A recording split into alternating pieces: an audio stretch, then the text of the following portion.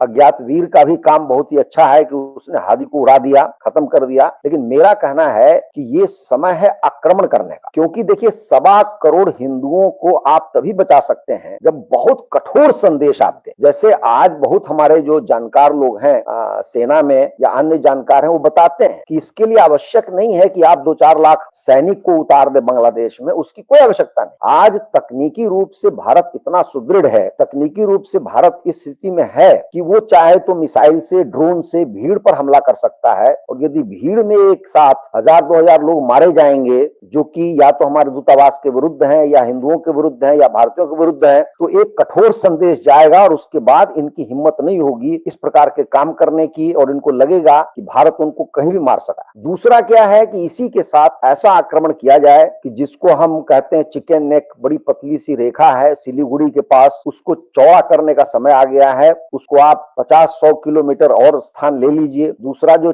चटगांव है, चट्टोग्राम, वो स्वतंत्रता के समय में वहां पर हिंदू और बौद्ध मिलकर के हिंदू बहुल और बौद्ध बहुल वो क्षेत्र था पूरा का पूरा। वो 47 में भी भारत का हिस्सा हो सकता था, लेकिन उस समय नेहरू गांधी जैसे न केवल अदूरदर्शी वर्ण कहिए कि हिंदू द्रोही और राष्ट्रद्रोही व्यक्ति थे, तो उन लोगों ने उस स्थान को जाने दिया। आज भी वो स्थान तड़प रहा है और वैसे भी वो अपनी स्वतंत्रता के लिए या बांग्लादेश से अलग होने के लिए वहां पर आंदोलन तक चल रहा है। तो अच्छा ये होगा कि चटगांव का जो हिस्सा है उस पर अधिकार जमा लिया जाए और इधर अपना जो ये पतली सी डंडी है उसको चौड़ा कर लिया जाए। अन्यथा ये भारत के हिस्सों को अपने मिलाने की बातें करते रहेंगे। बांग्लादेश के पास कोई शक्ति नहीं है, न आर्थिक शक्ति है, न सैन्य शक्ति है, न किसी और प्रकार की शक्ति है। और यह करने से एक लाभ यह होगा कि संसार में जहां कहीं भी हिंदू हो उसमें शक्ति आएगी, उसमें ये विश्वास पैदा होगा कि हाँ, भारत हमारे लिए खड़ा होगा। और ये समय आ गया है कि भारत अपने आप को एक हिंदू राष्ट्र के रूप में निकाले, उसको उभारे।